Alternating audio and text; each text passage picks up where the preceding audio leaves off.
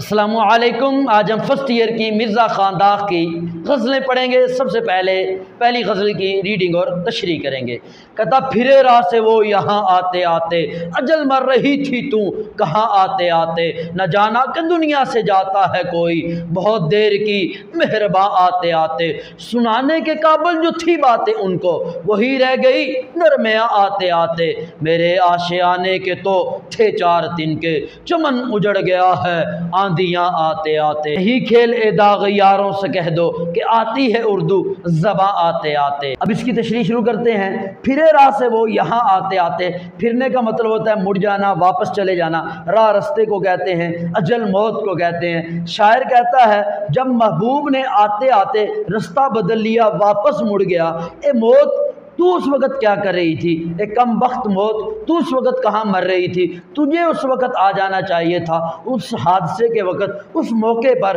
تجھے آ جانا چاہیے تھا اور میرا کام تمام کر دینا چاہیے تھا، کیونکہ جو عاشق ہوتا ہے اس کے لیے جو سب سے بڑی خواہش ہوتی ہے، جو سب سے بڑی حسرت ہوتی ہے، وہ محبوب کی زیارت ہوتی ہے۔ اگر محبوب مل جائے تو اس کے تمام غم دور ہو جاتے ہیں، تمام تکلیفیں، تمام اذیتیں، تمام مصائب ختم ہو جاتے ہیں۔ لیکن اگر محبوب نہیں ملتا تو تمام خوشیاں بھی اس میں خوشی نہیں دیتی، اس کو غم ہی دیتی ہیں، تمام بہاریں بھی اس کے لیے خوشی نہیں لاتی، تمام اچھائیاں، تمام عیدیں اس کے لیے تکلیف دہ ہوتی ہیں۔ شاعر کہتا ہے کہ جب محبوب نے آنے کا ارادہ بدل لیا، بلکہ جب آیا اور رستے سے ہی واپس مڑ گیا، اس وقت موت تجھے آ جانا چاہیے تھا۔ شاعر جو ہے وہ اپنے محبوب سے ملنے کی خواہش کرتا ہے، اس کے لیے تگ و دو کرتا رہتا ہے، وہ محبوب کی زیارت کے لیے ہمیشہ بےتاب رہتا ہے، وہ محبوب کو پانے کے لیے ہمیشہ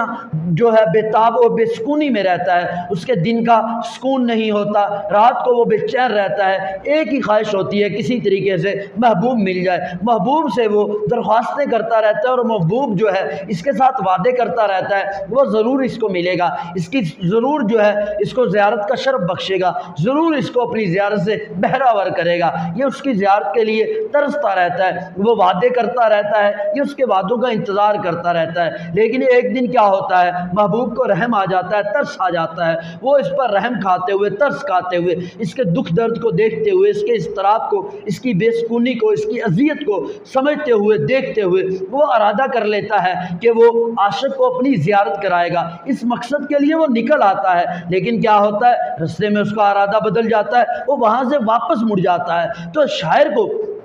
جب یہ پیغام پہنچتا ہے کہ وہ واپس مڑ رہا ہے تو شاعر اس وقت تکلیف میں، اذیت میں موت کو پکارتا ہے۔ وہ کہتا ہے کاش کہ موت آ جائے، موت آ کر اس کو فنا کر دے، اس کو تباہ کر دے، کیونکہ جب اس کو خبر ملتی ہے اس کا محبوب آ رہا ہے وہ بڑا خوش ہوتا ہے، وہ اس کے لیے گھر کو سجاتا ہے، گلیوں کو سجاتا ہے، وہ اس کے لیے دھرتی کو سجاتا ہے، وہ بڑے ارمان، بڑی خواہشیں اپنے دل میں پالتا ہے، بہت سی باتیں سوچتا ہے، جو وہ سوچتا ہے کہ محبوب آئے گا میں اس کو بیان کروں گا، اس کے سامنے ان کا تذکرہ کروں گا، بہت سی خواہشیں، بہت سی امیدیں لے کر بیٹھا ہوتا ہے۔ لیکن جب اس کو پیغمبر قاصد آ کر یہ خبر دیتا ہے کہ محبوب نے رستہ بدل لیا، وہ رستے سے واپس مڑ گیا، وہ واپس جا رہا ہے، تو شاعر کے لیے وہ لمحات بہت تکلیف دہ ہوتے ہیں، بہت اذیت ناک ہوتے ہیں۔ وہ سوچتا ہے کہ کاش اس وقت موت آ جائے، کاش اس وقت اس کو تباہ کر دیا جائے، کاش اس وقت اس کو نیست و نبود کر دیا جائے، کاش وہ اس دنیا سے چلا جائے۔ تو وہ موت کو پکارتا ہے، وہ کہتا ہے جب محبوب نے واپسی کا ارادہ کر دیا،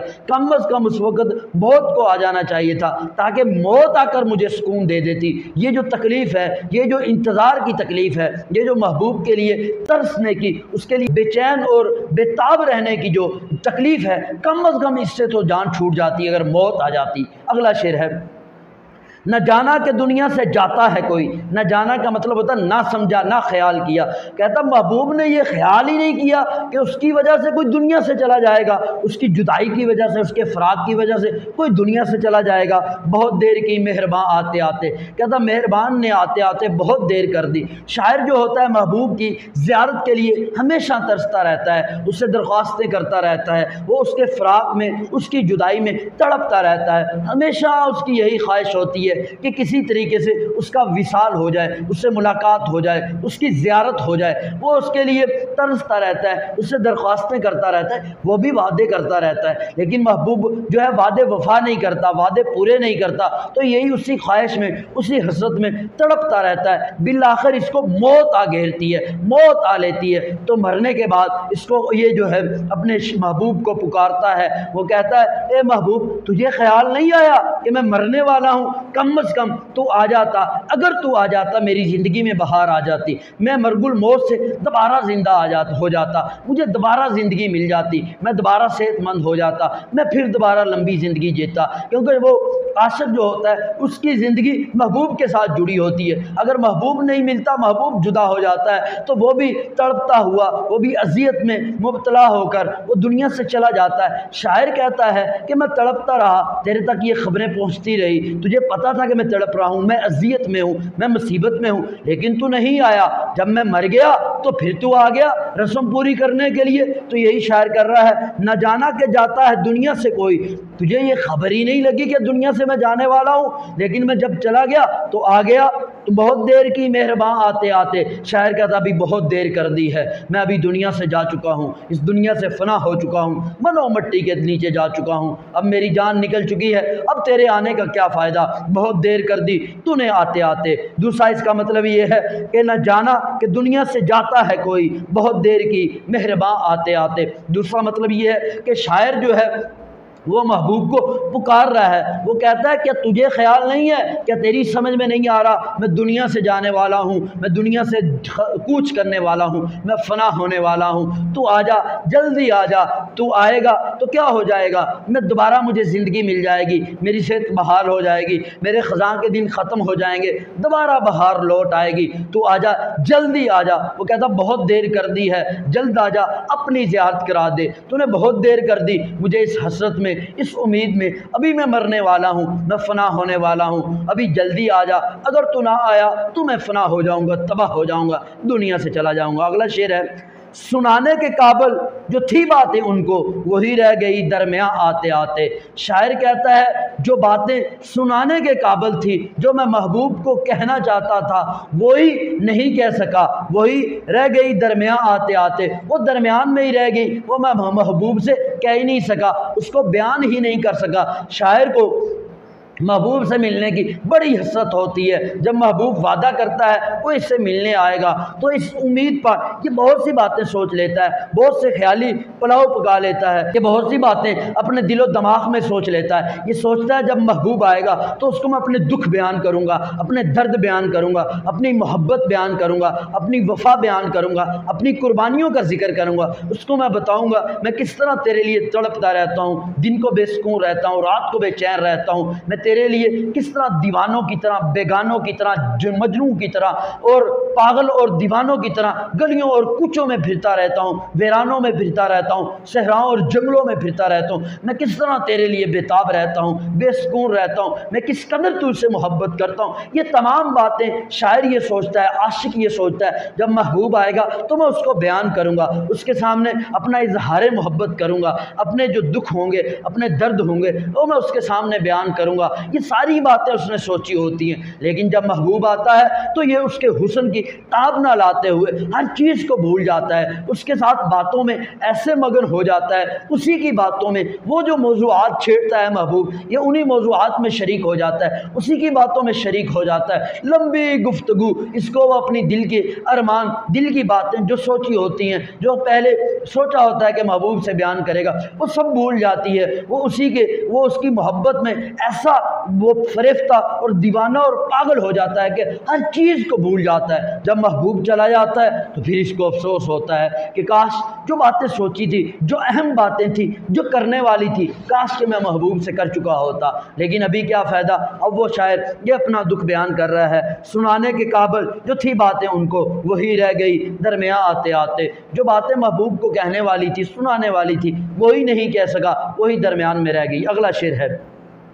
میرے آشیانے کہ تو تھے 4 دن کے، چمن اجڑ گیا ہے، آندیاں آتے آتے۔ شاعر کہتا ہے میرے آشیانے کے، میرے گھونسلے کے، میرے نشیمن کے تو صرف 2-4 تنکے تھے، چلو وہ تو چلے گئے، چمن اجڑ گیا ہے آندیاں آتے آتے۔ چمن کہتے ہیں باغ کو، کہتا ہے یہاں تو باغ کا باغ ہی اجڑ گیا ہے۔ شاعر کہتا ہے میرے گھونسلے کے تو 2-4 تنکے تھے، وہ بھی بکھر گئے، لیکن صرف وہ نہیں بکھرے بلکہ کیا ہوا، چمن ہی سارا اجڑ گیا ہے ان آندھیوں کی وجہ سے، ان طوفانوں کی وجہ سے۔ شاعر جو ہے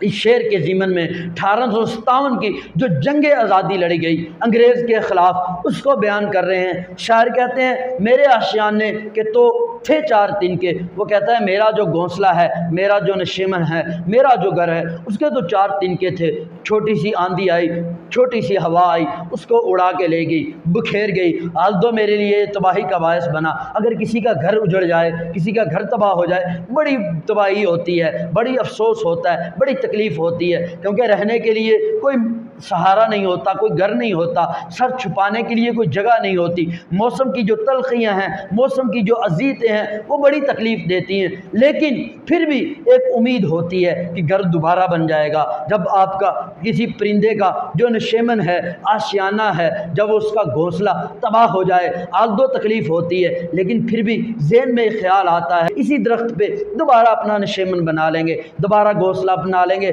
دوبارہ آشیانہ بنا لیں گے۔ اگر اس درخت پہ نہ بنا سکے کسی اور درخت پہ بنا لیں گے، لیکن بنا لیں گے۔ آج نہ بنا سکے تو کل بنا لیں گے، کل نہ بنا سکے تو کچھ عرصے تک بنا لیں گے۔ لیکن اگر سارا ہی چمن اجڑ جائے، سارا باغ ہی تباہ ہو جائے، سارے درخت ہی اجڑ جائیں، تو پھر کوئی سہارا نہیں ہوتا، پھر کوئی جگہ نہیں ہوتی جہاں پر پرندہ آشیانہ بنائے، جہاں پر وہ اپنا گھونسلہ بنائے، جہاں پر وہ اپنا گھر بنائے۔ تو شاعر یہی بات کر رہا ہے، کہتا ہے چلو میرا گھر تو تباہ ہو گیا، کوئی بات نہیں، یہاں تو پورا چمن ہی اجڑ چکا ہے، پورا چمن ہی تباہ ہو چکا ہے۔ جب انگریز آیا 1857 میں، 1857 کی جو جنگ آزادی لڑی گئی انگریز کے خلاف، تو مسلمانوں اقتدار میں تھے۔ انگریز نے مسلمانوں سے اقتدار چھینا، اس نے مسلمانوں پہ طرح طرح کے ظلم، تشدد اور بربریت کے پہاڑ ڈھائے، مسلمانوں پہ بہت ظلم کیا، ان کی جائیدادیں چھین لی، ان کی جائیدادوں پہ قبضہ کر لیا، ان کو عہدوں سے اتار دیا گیا، ان سے سرکاری ملازمتیں چھین لی گئی، ان کے مال و دولت چھین لی گئی، ان کے بچوں کو، بوڑھوں کو، عورتوں کو قتل کیا جاتا رہا۔ دلی چوک میں ہزاروں علماء کی لاشیں لٹکی ہوئی تھی، بہت ظلم کیا، بہت تشدد کیا، خون کی ندیاں بہائی انگریز نے۔ تو شاعر کہتا ہے، وہی بات کر رہا ہے، کہتا میری تباہی ہوتی تو خیر تھی۔ شاعر کے جو اپنے والد تھے وہ بھی اسی جنگ میں مارے گئے اور شہید ہو گئے۔ تو شاعر کہتا ہے میرا چمن تو اجڑا ہی تھا، میرا گھر تو تباہ ہوا ہی تھا، اس کے تو 4 تنکے تھے، چھوٹی سی آندھی آئی، چھوٹا سا طوفان آیا تو جاتے رہے۔ یہاں ایک گھر کی فکر نہیں ہے، پورا ملک تباہ ہو گیا، شہروں کے شہر تباہ ہو گئے، بستیوں کی بستیاں اجڑ گئی۔ تو وہ کہتا ہے پورا چمن ہی اجڑ گیا ہے، پورا وہ جو ہے باغ ہی اجڑ چکا ہے۔ تو شاعر یہی گلہ کر رہا ہے، یہی دکھ کر رہا ہے، کہتا صرف اگر میرا گھر ہی تباہ ہوتا تو پھر بھی کم مسئلہ تھا، لیکن یہاں پر پورا آج جو ہے چمن ہے، پورا باغ ہی اجڑ چکا ہے ان طوفانوں کی وجہ سے، ان آندھیوں کی وجہ سے۔ اگلا شعر ہے، نہیں کھیلے داغ یاروں سے کہہ دو کہ آتی ہے اردو زباں آتے آتے۔ شاعر کہتا ہے داغ دوستوں سے کہہ دو، جو اردو زبان ہے اس کو سیکھنا، اس پر عبور حاصل کرنا یہ کوئی کھیل نہیں ہے، یہ کوئی بچوں کا کھیل نہیں ہے۔ اردو زبان رفتہ رفتہ آتی ہے، ایک دم سے نہیں آ جاتی۔ شاعر جو ہیں اردو کی عظمت کو بیان کرتے ہیں، وہ کہتے ہیں یہ اردو جو ہے یہ معمولی زبان نہیں ہے۔ جس طرح بعض جو انگریز جب آیا تو بعض لوگوں نے اس کو نظر انداز کرنا شروع کر دیا، وہ انگریزی کے پیچھے پڑ گئے، اردو جو تھی اس کو انہوں نے معمولی سمجھنا شروع کر دیا۔ شاعر کہتا ہے یہ اردو اتنی بھی معمولی زبان نہیں ہے، بلکہ یہ معمولی ہے ہی نہیں، یہ بہت قیمتی زبان ہے، اس وقت دنیا کے دوسرے نمبر پر بولی جانے والی سب سے بڑی زبان ہے۔ اور یہ جو زبان ہے اردو بہت فصیح بلیغ زبان ہے، اور یہ سب سے تاخیر سے بہت دیر سے شروع ہوئی، لیکن اس کے باوجود بھی دنیا کے دوسرے نمبر پر بولی جانے والی زبان ہے۔ اور اس میں ہر زبان کو سنبھال لیا گیا ہے، جو بھی زبان ہے اس کے لفاظ اور اس کے جو الفاظ ہوتے ہیں وہ اس زبان میں موجود ہیں، اور یہ زبان جو ہے بہت زیادہ فصاحت اور بلاغت سے بھری ہوئی ہے۔ جب مسلمان مسلمان آئے تو وہ عربی اور فارسی زبان بولتے تھے اور اسی سے ہی یہ اردو زبان بنی۔ تو شاعر کہہ رہے ہیں کہ یہ جو اردو زبان ہے یہ معمولی زبان نہیں ہے، اس کو معمولی نہ سمجھا جائے، یہ بڑے آہستہ آہستہ آتی ہے، بڑی تگ و دو کرنا پڑتی ہے، بڑی محنت سے آتی ہے،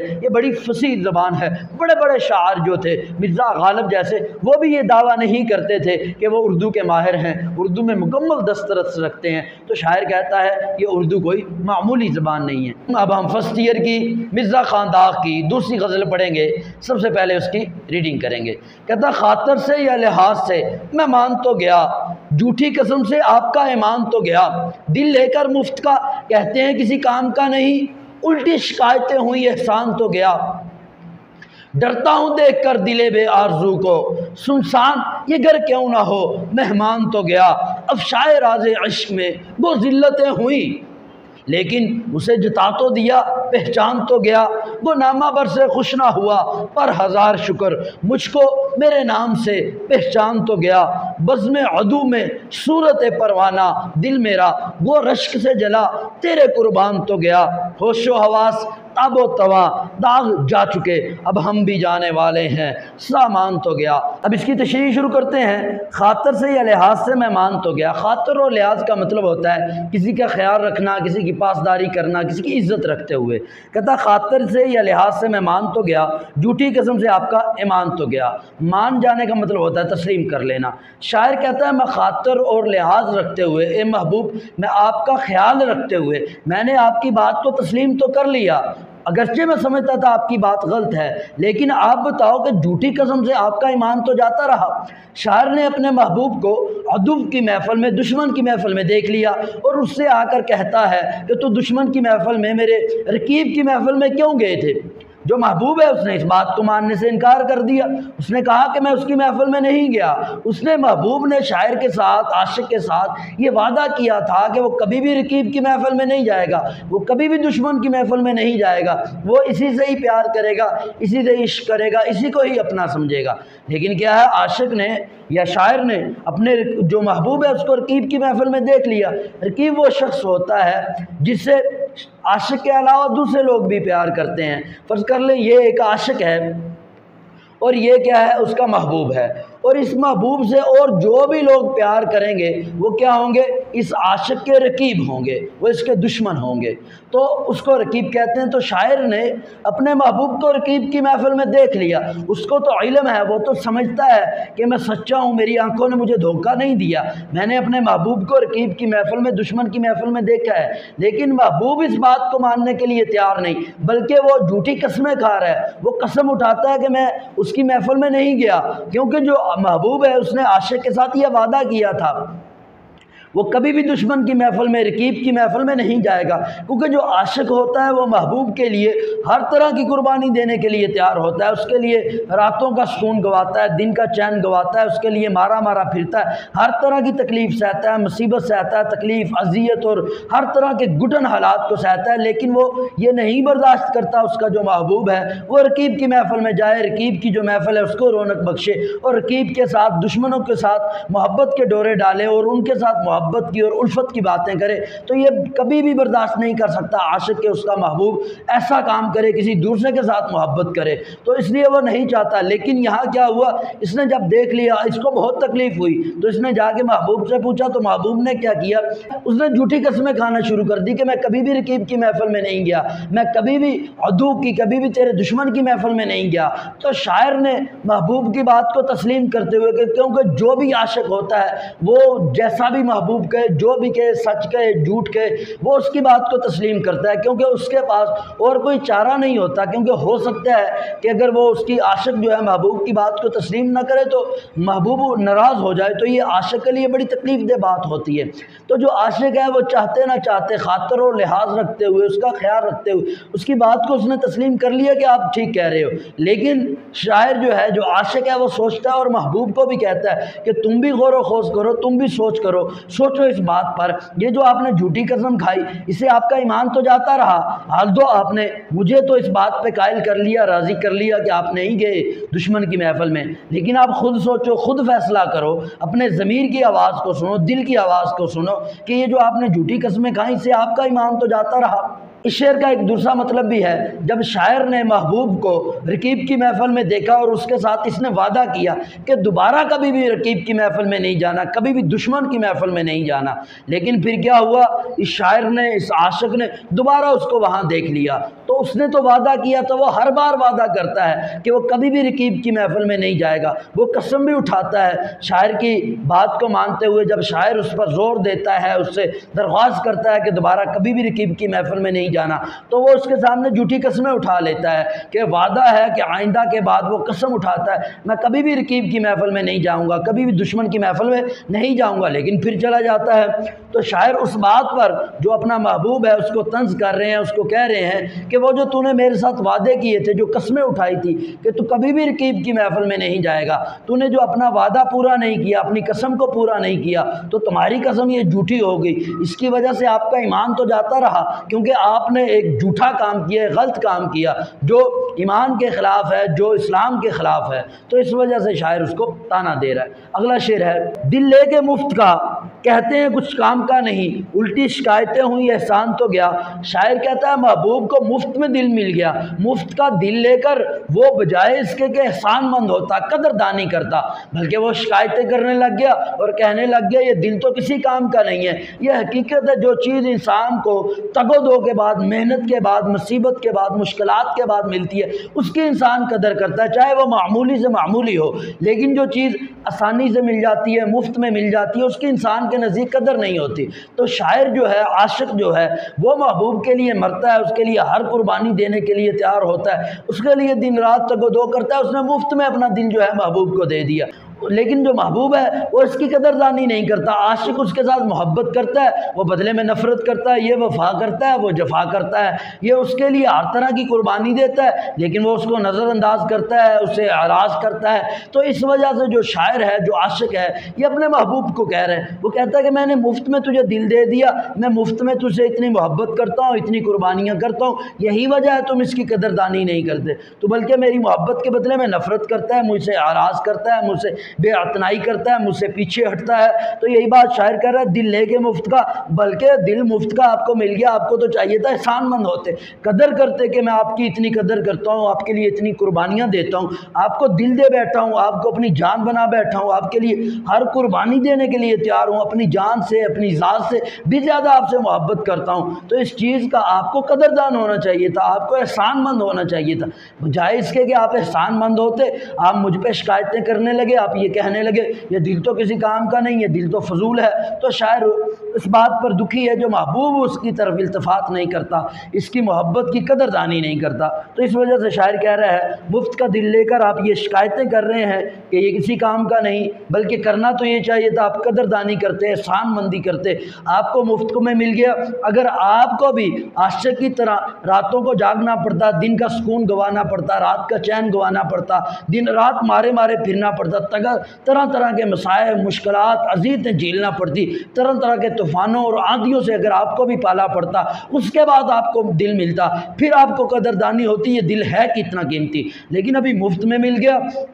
اتنی محبتیں، اتنی الفتیں، اتنی قربانیاں، یہ سب مفت میں مل گئی، ابھی آپ التفات ہی نہیں کرتے، توجہ ہی نہیں کرتے، اور شاعر کی جتنی مرضی درخواستیں ہو جائیں، لیکن اس کے باوجود بھی جو محبوب ہے وہ شاعر سے بے اعتنائی کرتا ہے، اس سے لاپرواہی کرتا ہے، اس سے اعراض کرتا ہے، اس سے دور ہٹتا ہے۔ اگلا شعر ہے، ڈرتا ہوں دیکھ کر دل بے آرزو کو، سنسان گر یہ کیوں نہ ہو مہمان تو گیا۔ ڈرنے کا مطلب ہوتا ہے خوف کھانا، بے آرزو کا مطلب ہوتا ہے خواہش کا نہ ہونا، آرزو کا نہ ہونا، سنسان ویرانگی کو کہتے ہیں۔ شاعر کہتا ہے اپنے دل کو جب میں دیکھتا ہوں، اس کے اندر کوئی خواہش نہیں، کوئی آرزو نہیں، تو مجھے خوف آتا ہے۔ اس دل میں سنسان اور ویران یہ دل کیوں نہیں ہوگا، جب اس دل کے اندر جو مہمان تھا، جو اس کا مہمان تھا، جو رہنے والا تھا، وہی یہاں سے چلا گیا، تو دل تو یقیناً ویران ہوگا۔ لیکن جب دل ویران ہوگا تو کیا مطلب، اس میں کوئی آرزو نہیں ہوگی، کوئی خواہش نہیں ہوگی، تو پھر کیا ہے، شاعر کو خوف آتا ہے جب وہ دیکھتا ہے اس کا جو دل ہے بے آرزو ہے، اس کے اندر کوئی خواہش نہیں ہے، تو اس کو خوف آتا ہے، اور یہ خوف تو آنا ہی ہے کیونکہ دل ویران ہو چکا ہے، اور ویران تو دل نے ہونا ہی تھا کیونکہ مہمان جا چکا ہے۔ اور یہ حقیقت ہے، انسان جو ہے اگر اس کا دل ویران ہو جائے اور اس میں سے خواہشیں ختم ہو جائیں، آرزو ختم ہو جائیں، تو انسان کو جو زندگی ہے وہ انتہائی تلخ لگتی ہے، بلکہ انسان کا دل مر جاتا ہے، جب انسان جو جیتا ہے وہ آرزوؤں اور خواہشوں کی وجہ سے جیتا ہے۔ اگر انسان کے اندر سے خواہشیں ختم ہو جائیں، آرزوئیں ختم ہو جائیں، تو انسان کو جو زندگی ہے وہ کسی بھی مصیبت سے نہیں کم لگتی، بلکہ اس کو مرنے کی خواہش ہوتی ہے، وہ تمنا کرتا ہے کہ ابھی موت آ جائے، اور اس کا جو دل ہے وہ تباہ ہو جاتا ہے، فنا ہو جاتا ہے۔ تو شاعر کہتا ہے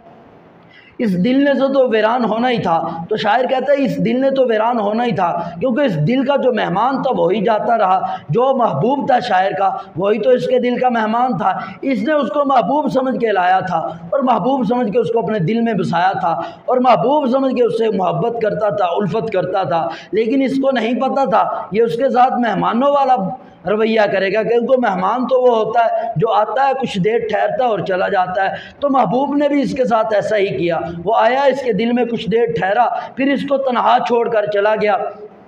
اس کو ویران چھوڑ کے چلا گیا۔ تو یہی بات شاعر کر رہا ہے۔ اب کہتا ہے شاعر کہ دل میں کوئی حسرت نہیں، کوئی ارمان نہیں، جب محبوب آیا تھا تو اس کے اندر بہاریں آ گئی تھی، اس کا دل ہمیشہ شاداں رہتا تھا، خوش رہتا تھا، آباد رہتا تھا، شاد رہتا تھا، ہمیشہ اسی کی تمنا، اسی کی خواہشات، اسی کے متعلق سوچتا رہتا تھا، اسی کے متعلق آرزوئیں تھیں، اسی کے متعلق خواہشیں تھیں۔ لیکن اب جب محبوب اس کو بالکل اکیلا چھوڑ کر، ویران چھوڑ کر چلا گیا ہے، تو اب شاعر کہتا ہے دل میں کوئی آرزو نہیں ہے، کوئی خواہش نہیں ہے، اب دل ویران ہو چکا ہے، ویران گھر کی طرح ہے۔ جس طرح گھر ویران ہو جائے، اس گھر میں جو ہے پھر اس گھر سے خوف آنے لگتا ہے۔ گھر کی قدر اسی وقت ہوتی ہے، عظمت اسی وقت ہوتی ہے جب گھر میں کوئی رہنے والا ہو، کوئی باسی ہو، کوئی مہمان ہو۔ لیکن جب مہمان چلا جاتا ہے، گھر خالی ہو جاتا ہے، ویران ہو جاتا ہے، تو اسی گھر سے خوف آتا ہے، اسی گھر سے ڈر لگتا ہے۔ تو یہی شاعر کی صورتحال ہے، اس کا جو دل ہے وہ بھی اب سنسان ہو چکا ہے، ویران ہو چکا ہے، کیونکہ اس کے اندر سے خواہشیں ختم ہو چکی ہیں، آرزوئیں ختم ہو چکی ہیں، ارمان ختم ہو چکے ہیں۔ اب اس کو اپنے دل سے ڈر لگتا ہے، خوف آتا ہے، کیونکہ جو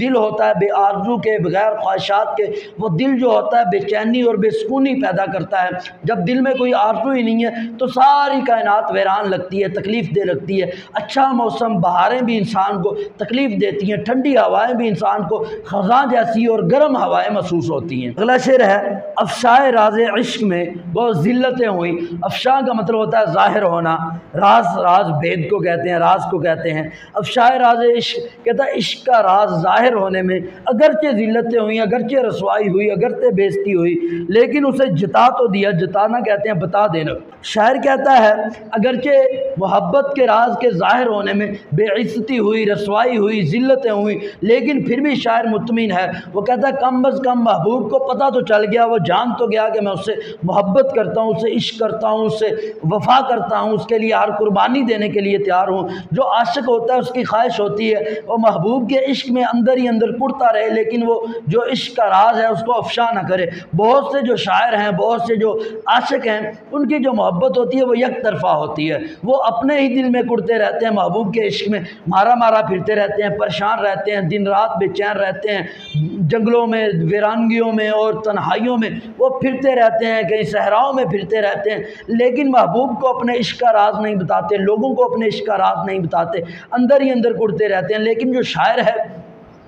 وہ یک طرفہ محبت کا قائل نہیں ہے۔ وہ کہتا ہے کہ جس سے تم محبت کرتے ہو اس کو کم از کم بتاؤ تو صحیح کہ میں تم سے محبت کرتا ہوں، جس کے لیے آپ تڑپتے ہو، رات دن کا چین سکون گواتے ہو، بے تاب رہتے ہو، پریشان رہتے ہو، جس کی وجہ سے ہر طرح کی قربانیاں دیتے ہو، ہر طرح کی مصیبتیں جھیلتے ہو، کانٹوں پہ چلتے ہو، اذیتوں کو برداشت کرتے ہو، آندھیوں اور طوفانوں کو برداشت کرتے ہو، ہر طرح کی اذیتیں برداشت کرتے ہو، تو اس محبوب کو بتاؤ تو صحیح۔ تو داغ یہ سمجھتے ہیں کہ اگر آپ نہیں بتاتے محبوب کو تو جو آپ کی محبت ہے وہ بے فائدہ ہے، بے معنی ہے۔ اس لیے یہ شاعر جو ہے داغ یہ چاہتے ہیں کہ محبوب کو بتا دیا جائے، اپنا عشق کا جو راز ہے اس تک پہنچ جانا چاہیے۔ تو یہی کام شاعر نے کیا۔ اب شاعر راز عشق میں اس نے جو اپنا عشق کا راز تھا وہ محبوب تک پہنچا دیا، محبوب تک یہ بات پہنچ گئی۔ کیونکہ بعض اوقات ایسا ہوتا ہے بات محبوب تک پہنچانی بڑی مشکل ہوتی ہے، کیونکہ اگر آپ محبوب تک پہنچ ہی نہیں پا رہے ہوتے، اس تک پہنچنا یہ بعض اوقات ذلت اور رسوائی کا باعث ہوتا ہے، لوگوں کو پتہ چل جاتا ہے۔ تو اس لیے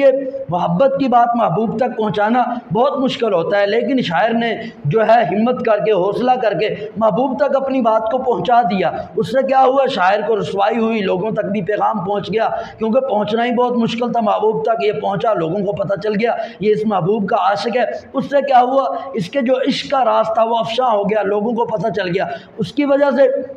شاعر کو عاشق کو بہت سی ذلت، بہت سی رسوائی، بہت سی بے عزتی برداشت کرنا پڑی، لیکن اس کے باوجود بھی شاعر مطمئن ہے، خوش ہے۔ وہ کہتا ہے اگرچہ بے عزتی ہوئی، اگرچہ مشکلات کو فیس کرنا پڑا، اگرچہ رسوائی ہوئی، لیکن اس بات پہ خوش ہے کہ محبوب کو پتہ تو چل گیا میں اس سے محبت کرتا ہوں، اس سے پیار کرتا ہوں، اس سے عشق کرتا ہوں، اس سے وفا کرتا ہوں، اس کے لیے ہر طرح کی قربانی دینے کے لیے تیار ہوں، اسی کے لیے مرنے جینے کے لیے تیار ہوں، اسی کے لیے میں جیتا ہوں، اسی کے لیے مرتا ہوں، اسی کے لیے ہر مصیبت کو برداشت کرتا ہوں۔ کم از کم محبوب کو میرا عشق، میرا دکھ، میرا درد، میری اذیت، میری محبت، میری الفت، میری جو قربانیاں ہیں، ان تمام چیزوں کا محبوب کو تو پتہ چل گیا، کم از کم اس تک تو پیغام پہنچ گیا۔ تو شاعر کے لیے یہی اطمینان کے لیے کافی ہے، اگرچہ رسوائی ہوئی، اگرچہ ذلت ہوئی، اگرچہ جو ہے بے عزتی ہوئی، لیکن یہی بات جو ہے محبوب تک پیغام کا پہنچ جانا، یہی شاعر کے لیے کافی ہے۔ اگلا شعر ہے، گو نامہ بر سے خوش نہ ہوا پر ہزار شکر۔ نامہ بر کہتے ہیں قاصد کو، گو کا مطلب ہوتا ہے اگرچہ۔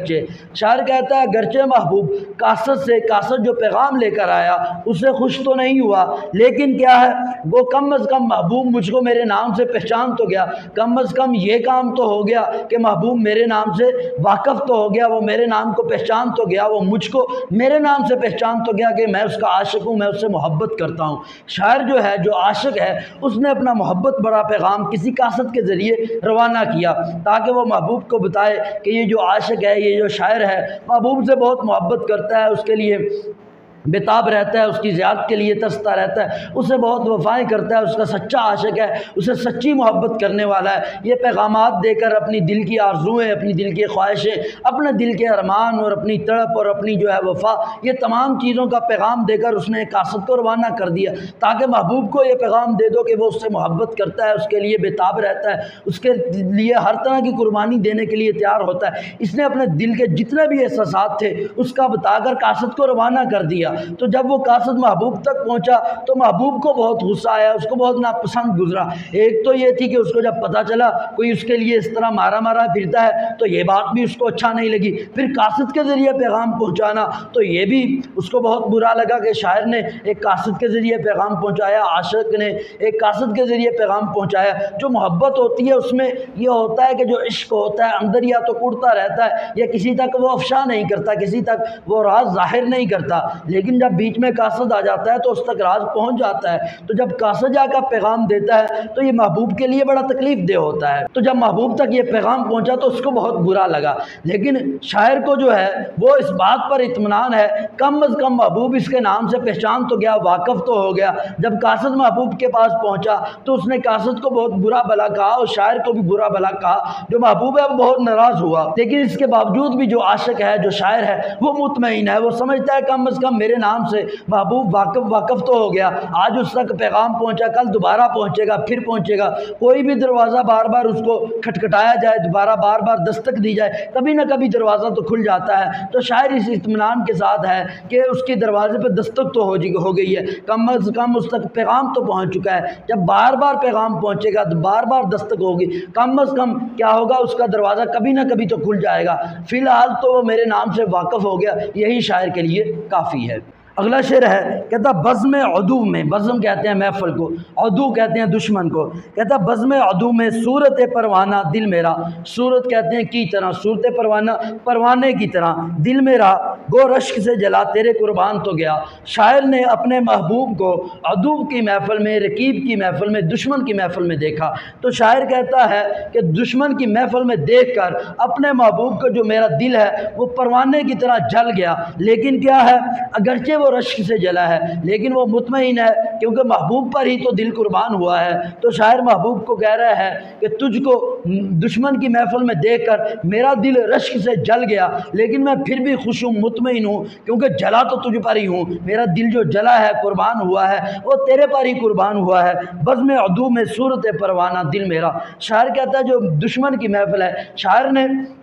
اپنے محبوب کو دشمن کی محفل میں دیکھ لیا۔ جو شاعر ہے، جو عاشق ہے، وہ محبوب کی ایک زیارت کے لیے ترستا رہتا ہے، وہ تڑپتا رہتا ہے کہ ایک جھلک محبوب کی دیکھ لے، ایک لمحہ اس سے بات کر سکے، اس کی زیارت کر سکے، اس کی زیارت سے بہرہ ہو سکے، اس کی زیارت کا لطف اٹھا سکے، اسے ایک لمحہ بتا سکے۔ وہ ایک ایک جھلک دیکھنے کے لیے ترستا رہتا ہے، تڑپتا رہتا ہے، اس کے ساتھ باتیں کرنے کے لیے، اپنی محبت کا اظہار کرنے کے لیے، اپنے دکھ درد بیان کرنے کے لیے، اپنی اذیتیں بیان کرنے کے لیے، اپنی قربانی قربانیاں بیان کرنے کے لیے وہ ترستا رہتا ہے، لیکن محبوب اس کو نہیں ملتا، اس کی جو حسرتیں ہیں، اس کے جو ارمان ہیں اس کے دل کے اندر ہی رہتے ہیں، وہ تڑپتا رہتا ہے، لیکن محبوب تک بات کرنے کا اس کو موقع نہیں ملتا۔ لیکن آج جب اس نے اپنے محبوب کو عدو کی محفل میں دیکھا، دشمن کی محفل میں دیکھا، آج تو اس کو بہت تکلیف ہوئی، کیونکہ جو عاشق ہوتا ہے وہ نہیں چاہتا جو اس کا محبوب ہے وہ کسی اور کی محفل کا رونق دوبالا کرے، کسی اور کی محفل کو رونق بخشے، کسی اور کی محفل میں جا کر بیٹھے، کسی کی دشمن کے ساتھ محبت کرے، کسی دشمن کے ساتھ وفا کرے، اس کے ساتھ محبت کے ڈورے ڈالے، وہ نہیں چاہ رہا ہوتا۔ لیکن جب اس نے اس کو دیکھا تو وہ اس کی قسمت پر حیران ہو گیا۔ جو عاشق ہے، جو شاعر ہے، وہ جو ہے اپنے عدو کی قسمت پر حیران ہو گیا۔ اس نے دیکھا یار یہ کتنی قسمت والا ہے، تو رشک کی وجہ سے وہ رشک کرنے لگا، حسد کرنے لگا کہ یہ کتنا خوش قسمت ہے کہ محبوب اس کی محفل میں آیا ہوا ہے، محبوب اس کو جو ہے اس کی محفل کو رونق بخش رہا ہے، محبوب اس کے ساتھ کتنا وقت بتا رہا ہے، ہر طرح کی باتیں کر رہا ہے، اپنا وقت گزار رہا ہے۔ تو یہ جو تکلیفیں ہیں، اس حالت کو دیکھ کر جو شاعر ہے اس کا دل تو جل گیا، راکھ ہو گیا، تباہ ہو گیا، لیکن وہ پھر بھی خوش ہے۔ وہ سمجھتا ہے جو اس کا دل جلا ہے وہ محبوب پر ہی تو جلا ہے، محبوب کی محبت میں ہی تو جلا ہے، کیونکہ وہ اس کو بہت قیمتی سمجھتا تھا، بہت عظیم سمجھتا تھا۔ جب اس نے دیکھا وہ رقیب کے ساتھ اپنی محفل جمائے ہوئے، رقیب کے ساتھ محبت سے باتیں کر رہا ہے، تو اس کا جو دل ہے پروانے کی طرح جل گیا، جل کے راکھ ہو گیا۔ پروانہ جو ہوتا ہے اس کو بھی جو ہے وہ شمع کا عاشق سمجھا جاتا ہے۔ پروانہ جس کو ہم پنجابی میں پتنگے وغیرہ بھی کہہ دیتے ہیں، یہ برسات کے موسم میں آتے ہیں، مچھر ہوتے ہیں، جہاں بھی روشنی ہوتی ہے اس کے ارد گرد اکٹھے ہو جاتے ہیں۔ پرانے دور میں جب چراغ ہوتے تھے، موم بتی ہوتی تھی تو شعلہ ہوتا تھا، آگ ہوتی تھی، تو اس کے گرد یہ چکر لگاتے تھے، بعض اوقات جل کے راکھ ہو جاتے تھے۔ تو ان کے بارے میں مشہور ہے یہ شمع کے عاشق ہیں، تو شمع کے عشق میں مر جاتے ہیں۔ تو شاعر کہہ رہا ہے پروانے کی طرح میرا دل بھی ہے جو جل گیا، راکھ ہو گیا، تباہ ہو گیا، لیکن پھر بھی وہ مطمئن ہے، کم از کم قربان تو محبوب کے ہاتھوں ہوا ہے، محبوب کی وجہ سے ہوا ہے۔ جو چیز محبوب پہ قربان ہو جائے تو وہ عاشق کے لیے بڑے اطمینان کا باعث ہوتی ہے۔ اگلا شعر ہے، ہوش و حواس تاب و تواں داغ جا چکے۔ ہوش و حواس کو کہتے ہیں، تاب و تواں طاقت اور قوت کو کہتے ہیں۔ کہتا اب ہم بھی جانے والے ہیں، سامان تو گیا۔ شاعر کہتا ہے ہوش و حواس، طاقت اور قوت سب جاتے رہے، اب ہم بھی اس دنیا سے جانے والے ہیں، کیونکہ سامان تو چلا گیا۔ جب مسافر کا سامان چلا جائے تو پھر اس کا جانا یقینی ہوتا ہے۔ پرانے دور میں جب مسافر روانہ ہوتے تھے تو ان کا سامان بھی کافی ہوتا تھا، تو پہلے وہ اپنے سامان کو بھیج دیتے تھے، پھر بعد میں سامان کے پیچھے پیچھے آتے تھے۔ تو سامان کا روانہ کر دینا اس بات کی علامت ہوتی تھی کہ اب اس کا جانے کا پکا عزم ہے، پکا ارادہ ہے، اب یہ لازمی نکلے گا، لازمی جائے گا سفر پر۔ ساز و سامان کا چلے جانا یہ مسافر کے جانے کی علامت ہوتی تھی۔ تو شاعر کہتا ہے جب انسان کی عقل جاتی رہے، اس کے ہوش و حواس جاتے رہے، اس کی طاقت جاتی رہے، تو یہ اس بات کی علامت ہوتی ہے کہ بندہ اس دنیا سے جانے والا ہے۔ جب بھی بڑھاپا آتا ہے، جب بھی فرشتہ آتا ہے، وہ اپنے آنے سے پہلے پیغام پہنچاتا ہے۔ وہ پیغام کس طرح پہنچاتا ہے؟ پہلے اس کی ہوش و حواس کو چھین لیتا ہے، اس کی عقل کو چھین لیتا ہے، پھر اس کی طاقت کو چھین لیتا ہے، تو اس کے بعد وہ خود پہنچ آتا ہے۔ تو یہی بات ہے، تو شاعر بھی یہی بات کر رہے ہیں۔ وہ کہتے ہیں جسم کی طاقت چلی گئی، آنکھیں چلی گئی، صحت چلی گئی، قوت چلی گئی، ہوش و حواس چلے گئے، عقل جاتی رہی، تمام چیزیں چلی گئیں، یہ اس چیز کا پیغام دے رہی ہیں اب ہم بھی اس دنیا سے جانے والے ہیں۔ شاعر بڑھاپے میں اپنے بڑھاپے کی صورتحال کو بیان کرتا ہے کہ بڑھاپے میں کیا ہوتا ہے، رفتہ رفتہ انسان بوڑھا ہونا شروع ہو جاتا ہے۔ پہلے کیا ہوتا ہے، اس کی طاقت کمزور ہوتی ہے، طاقت میں کمی ہونا شروع ہو جاتی ہے، ساتھ ساتھ اس کی عقل، ہوش و حواس وہ بھی کم ہونا شروع ہو جاتے ہیں۔ پھر کیا ہوتا ہے، ہوش و حواس بالکل جاتے رہتے ہیں، انسان کو، بوڑھے کو چیزیں سمجھ میں نہیں آ رہی ہوتی، دیکھ کر نہیں پہچان رہا ہوتا، عقل سے فیصلہ نہیں کر پا رہا ہوتا۔ پھر کیا ہوتا ہے، اس کے ساتھ ساتھ اس کی صحت بھی جاتی رہتی ہے، بیماریاں آ جاتی ہیں، کمزوری آ جاتی ہے۔ جب تمام چیزیں آ جاتی ہیں، کمزوری مکمل چھا جاتی ہے، ہوش و حواس مکمل جا چکے ہوتے ہیں، تو پھر وہ اس چیز کا پیغام ہوتا ہے کہ ابھی جلد ہی یہ روانہ ہونے والا ہے۔ تو شاعر بھی یہی بات کر رہے ہیں، ہوش و حواس، قوت اور طاقت جاتی رہی، اب ہم بھی اس دنیا سے جانے والے ہیں۔ یقیناً دونوں غزلوں کی تشریح سمجھ میں آ گئی ہوگی۔ ویڈیو سننے کا بہت شکریہ، اپنا بہت سا خیال رکھیں، اللہ حافظ۔